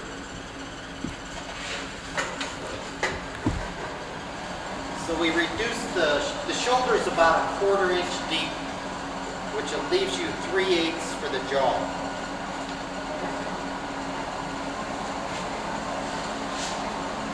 And the jaw is a little wider than what I would like, so we'll hammer it down narrow later, so it'll fit in the hammer eye.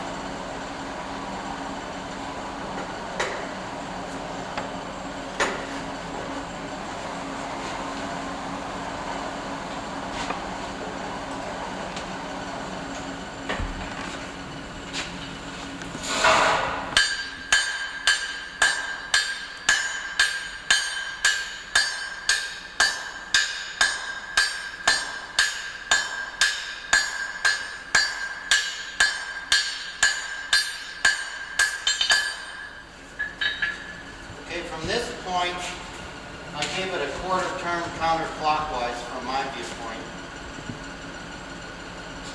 From where you're sitting, it looks like I'm turning it clockwise, but from where I'm standing, I'm turning it counterclockwise. I'm going to move it to the far radius edge of the anvil. And we're going to use half-face blows right here. And that will give me a little diagonal shoulder, like this one at the base on the side here, this little shoulder. And it'll also spread out this boss area that's going to receive the hole at the same time. Pull your hand to the left 45 degrees if you're right-handed. If you're left-handed, make a left-handed pair of tongs. There's a slight difference. You know how they crank the handles of a hoof nipper? They crank the handles so they're perfectly in line and a right or a left-handed person feels comfortable with it. But we don't usually do that with tongs. You could. These are. They're kind of cranked right here so the tongs are in line. I didn't do it with this one though. If you don't do it, the bottom ring will be to the right and it'll fall over your fingertips. Make it this way. But to a left-handed person, that feels awful. So they give 1/4 turns the other way. Those there are made for left-handed person. I mean, they weren't cranked. Yeah, they are. They're sloppy, but I think they work cranked. Right there. You see that turn with the way they set or do the shoulders and boss. They're in alignment. Probably for a right-handed or left-handed person. Either. If you crank it, it's okay for a right or a left-handed person because these are aligned. Just like a hook nipper. But if you don't crank it like that, then you can take your 1/4 turns into accommodation. Either way, it's good. You don't do this right. Something you should think about. Yeah. You do? For starters, then I'll take over. Okay, 1/4 turn counterclockwise, move it to the far edge of the anvil. Some good heat.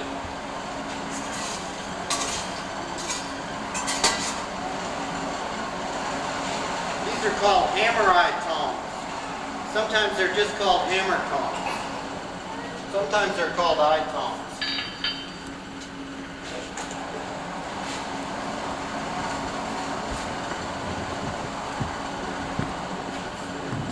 Okay, you're going to use half-face blows first to get the shoulder, and then then you're going to work behind it to flatten the boss. Make a pair of farrier's tongs the same way, only hang about an inch over the anvil edge when you start your first shoulder. You don't hang all that 2 and whatever.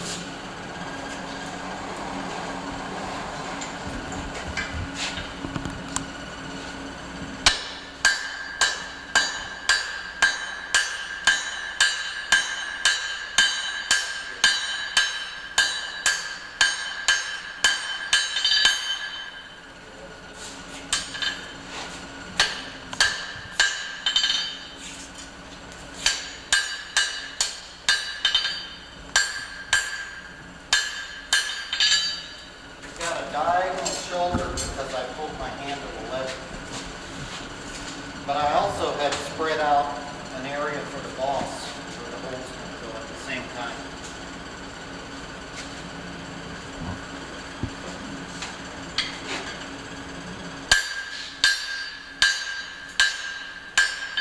Give it another quarter turn counterclockwise.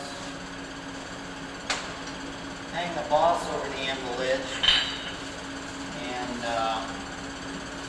Use half-face blows. That'll give you the third shoulder,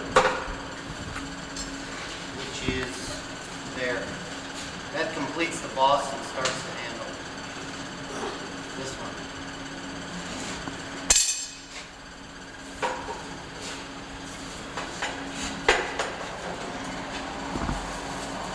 Striker?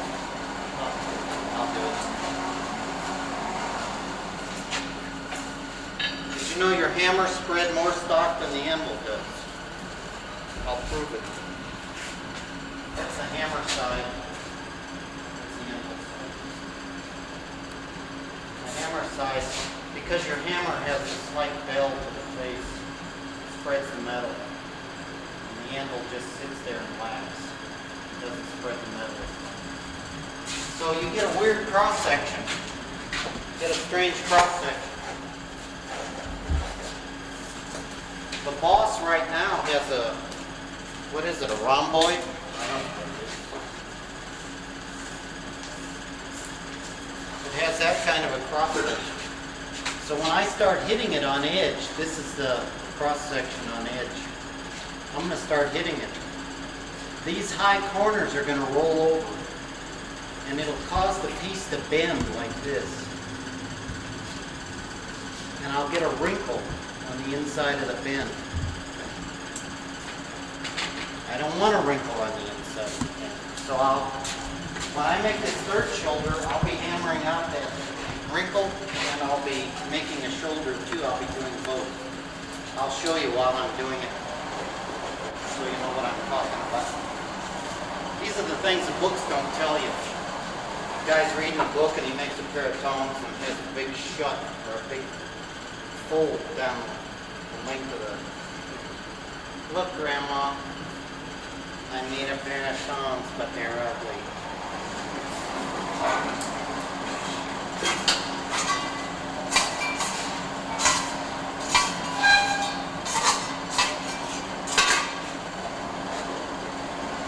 And you want a real bright heat. In fact, the Blacksmith's Craft book from Kosara in London, it says that every one of these shoulders should be done at a welding heat.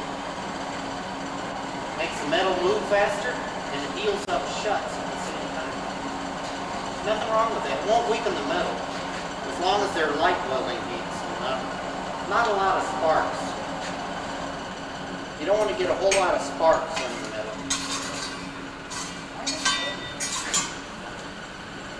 You get a lot of sparks on your metal, and the metal charts call that the incipient burning range.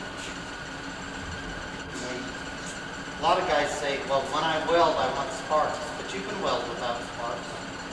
Just under that. It's called the light When weld. it's sparking, the metal's actually coming apart.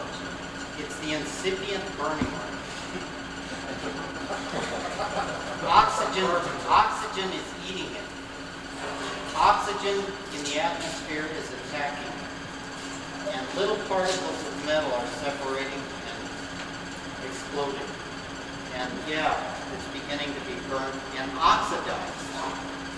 Oxygen You know what a cutting torch is. Cutting torch, oxy-assembly. You look at the end of the cutting tip. It has extra oxygen apertures, like maybe 6 around the central hole. Has a trigger. You press the trigger, it releases oxygen. It ruins the metal. You're ruining metal. You're oxidizing metal. Well, in a forge fire, you're also oxidizing metal in an uncontrolled way. With the cutting tip, it's controlled. With this, it's uncontrolled. The oxygen is coming through the fire. It's coming from the outside. It's just eating it anywhere it can. I didn't want to give you a flip answer. I wanted to give you a complete answer. So have you started on a perfect forge yet? Perfect forge? I'll tell you what, if I started over, or if I ever build another coal forge, it'll be a side blast. It won't be a mock blast. Some dude, some wag, between the Civil War and the turn of the century, probably around the 1870s, I'm not sure, in America, got a patent on a thing called a bottom blast tweer. And it was kind of primitive compared to our, well, I don't know if it was too primitive. It had a horn coming in the side. It was made out of cast iron. It had a little tweer here where the air could come in on the side. Kind of a cast iron deal. And I guess a bellows would come in this horn here. And the blast came up through the bottom into the fire. Well, that was new stuff. Because in the days of the bellows, you had a tweer nose coming in your fire, and you built your fire in front of it, and everything was from the side coming through your fire. And the clinker formed down here. It was out of your way. Whereas all our clinker falls down and covers the tweer. The tweer is the air opening to your fire. Any air opening. Is there any, A grate, a hole, whatever. is there any grade or finger breaker or anything outside of that? Just a pipe. Just a pipe. Some of them are water cooled. You can still buy them in England. They call them tweer noses. You can buy the water tank. They're hollow around the hole, so there's water in there. It's not circulating. It just sits there. That's enough to keep the tweer nose from burning up all the time. Most of the English forges are side blasted. A lot of them are. It's not a bad design, but for some reason, once this wag introduced the bottom blast, then a bunch of other guys patented different styles of bottom blast. Pretty soon the patent office was flooded.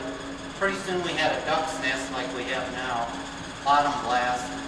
And all the Americans jumped on the bandwagon. They said, oh, that's great. But it wasn't really great, I don't think. But that's what we have.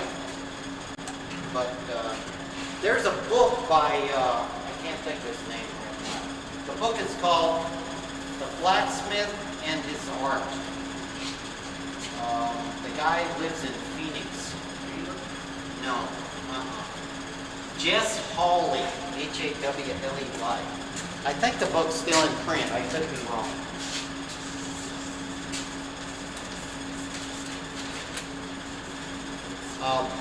Mr. Hawley is a machinist by trade, and when he was in his 50s, he went to Spain for a visit. And he visited some Spanish blacksmiths a number of years ago, and they were all using side blast. He visited a couple Spanish blacksmiths that were making these Chiricaresque forks and spoons.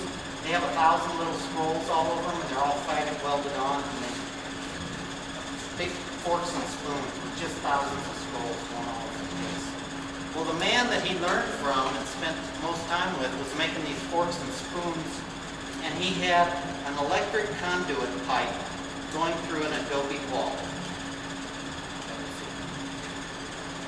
The pipe burned away, he shoved it through his work.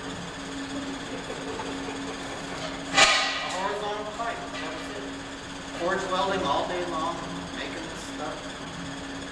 So it can be that simple. Wish sure have got away from it.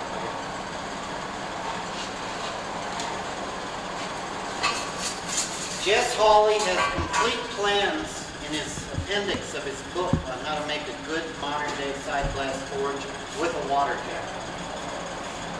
Where to get the materials, what to look for, how to screw it together, how to bolt it together.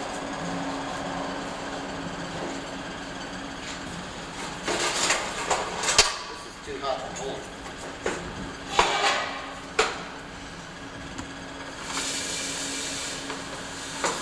What's that book title again, Frank? The Blacksmith and His Art. It's from the Pioneer, some kind of Pioneer Society or Association down in Phoenix. I think they're the publishers.